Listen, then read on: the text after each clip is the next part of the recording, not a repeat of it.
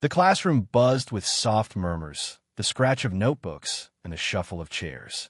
It was the beginning of a new school year at Lincoln High and MS. Rachel Bennett stood at the front of the room with a sharp gaze and a fresh roster in her hands. She was the kind of teacher who didn't miss much.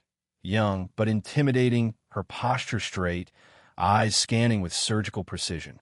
She stopped when her eyes landed on a name that made her pause. Ethan Carter. Her brows knitted slightly. The name rang a bell, not because of past glory, but because of whispers. The kind of whispers teachers exchange in hushed voices behind closed doors. Some said he was troubled. Others claimed he was brilliant. But the consensus? He was a mystery. MS. Bennett had heard conflicting accounts. New to the district, Ethan had no social footprint, no online presence, barely any participation in past classes. Yet, somehow his academic records were average, too average. For someone who rarely spoke, rarely turned in homework, and sat in the back like a ghost, his grades didn't make sense. She didn't like it when things didn't make sense. The bell rang. MS. Bennett stood taller, voice calm but commanding. All right, everyone, let's begin. As she took attendance, her eyes landed on a boy in the back. Hood up, scribbling on a piece of paper like the rest of the room didn't exist. That had to be him. Ethan Carter, she called out, her tone neutral, but with a razor edge of curiosity. His head lifted slowly. His eyes met hers just for a second. Cold, unreadable. He nodded. Here, he mumbled. She checked the box beside his name, but her mind didn't move on.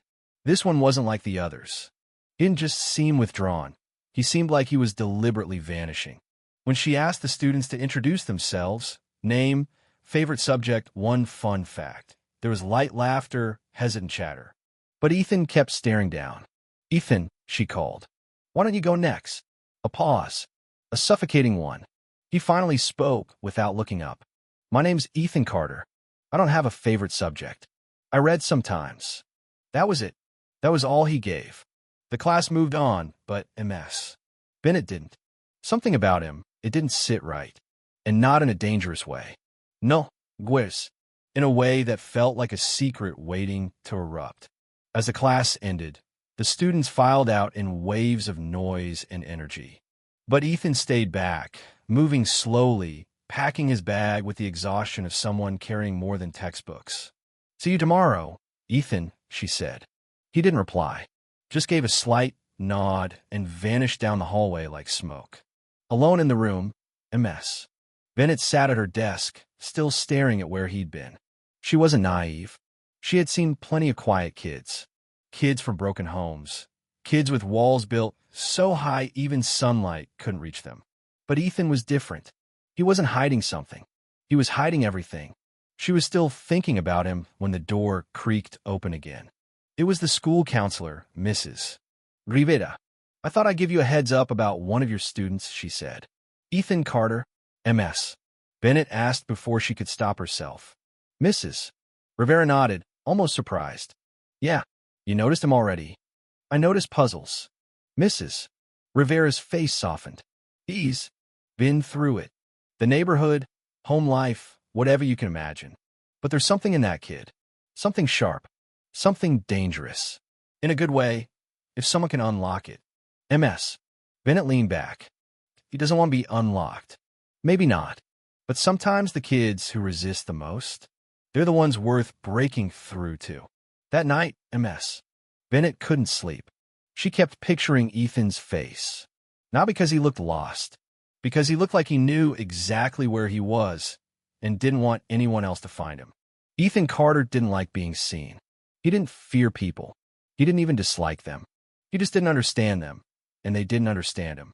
People called him quiet, reserved, maybe even antisocial. They didn't know that he saw the world like a puzzle. Every word, every glance, every silence coded. He wasn't dumb. Far from it. His IQ had been tested once. Off the charts. But no one cared about that in the real world. Teachers dismissed him. Classmates mocked him. Even his mother, working double shifts, scraping to pay rent, barely had the energy to ask how his day was. So Ethan stopped trying to impress anyone. He was invisible, and he liked it that way. Until Ms. Bennett. She was different. Her eyes didn't scan him. They searched him. She asked questions, waited too long for answers, paid attention to the things no one else noticed. It irritated him, and it intrigued him. During class discussion, she posed a question that stopped Ethan cold. What's the biggest obstacle to reaching your full potential? People around him answered like parrots. Fear, lack of confidence, no support system. Ethan sat still, and then, against every instinct, he raised his hand. I think the real fear is being seen. Really seen, he said. It's the fear of being known. The fear that if people actually understood who you are, they'd reject you. Silence. It was the first time Ethan had spoken more than a sentence in front of the class. And they listened. No one laughed. No one mocked him. Ms. Bennett nodded slowly. Thank you, Ethan. That's one of the most honest answers I've heard all year. He sat back, pulse racing. Had he just exposed too much? But then he saw something shocking. Respect. Not just in Ms. Bennett's eyes, but in some of his classmates. It was terrifying and exhilarating. He had always feared that if he spoke, people would tear him apart. But maybe, just maybe, being seen wasn't the worst thing in the world. Maybe the worst thing was never being known at all. The following week, Ms. Bennett walked into class with a stack of papers and a glint in her eye that made even the loudest students quiet down. Ethan felt it immediately.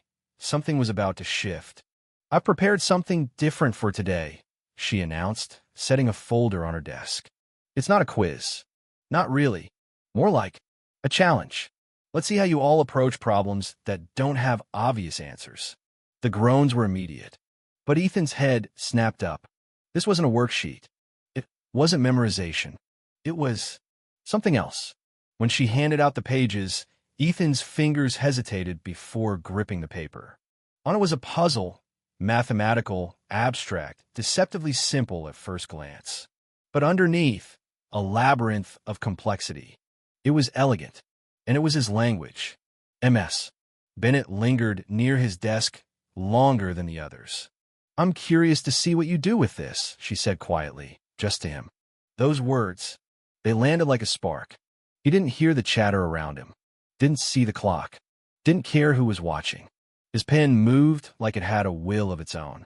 Shapes, sequences, logical leaps. His mind was on fire. It wasn't just solving.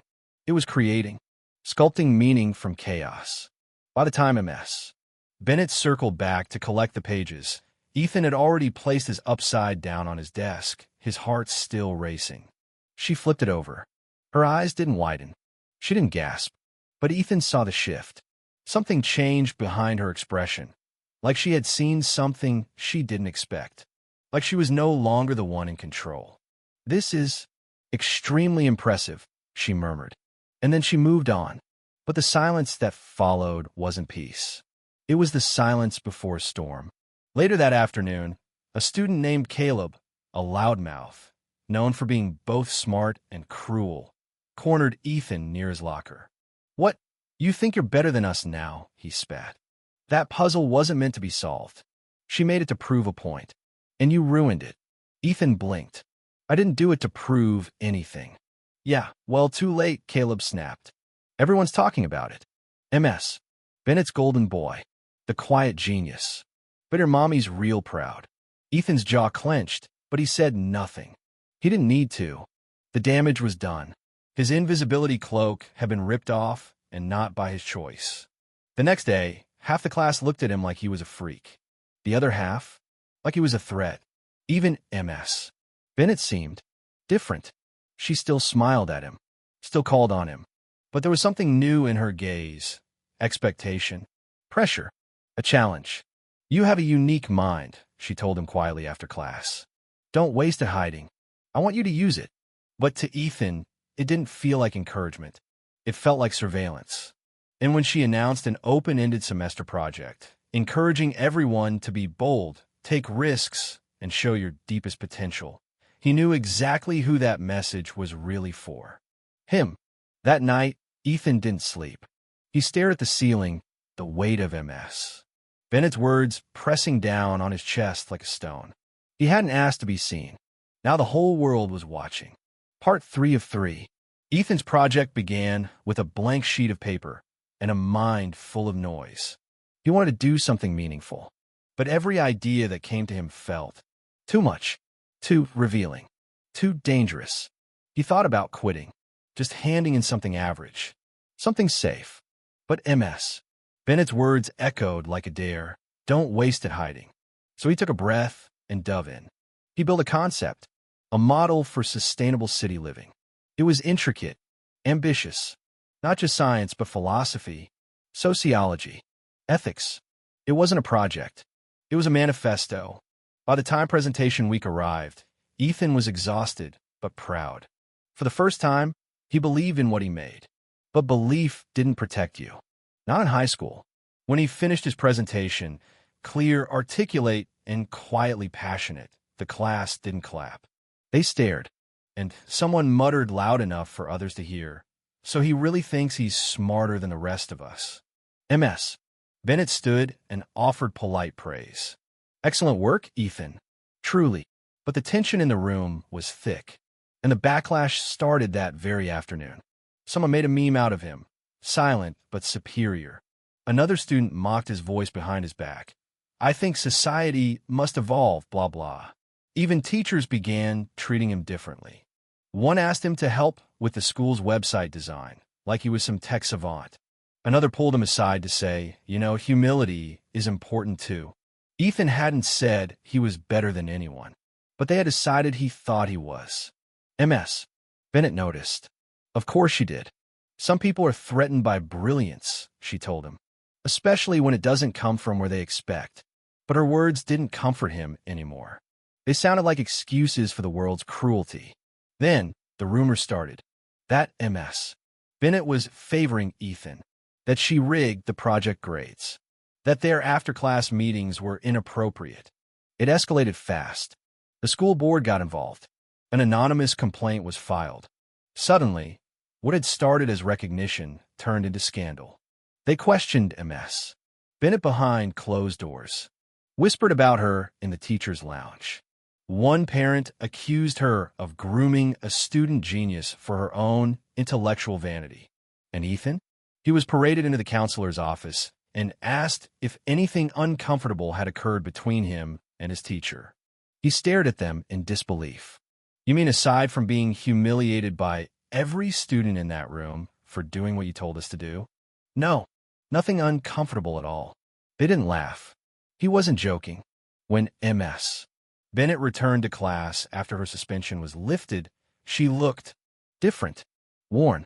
But her eyes still found Ethan across the room. And in that look, there was no fear. No scum, only fire. I want to be very clear, she told the class that day, her voice low but sharp.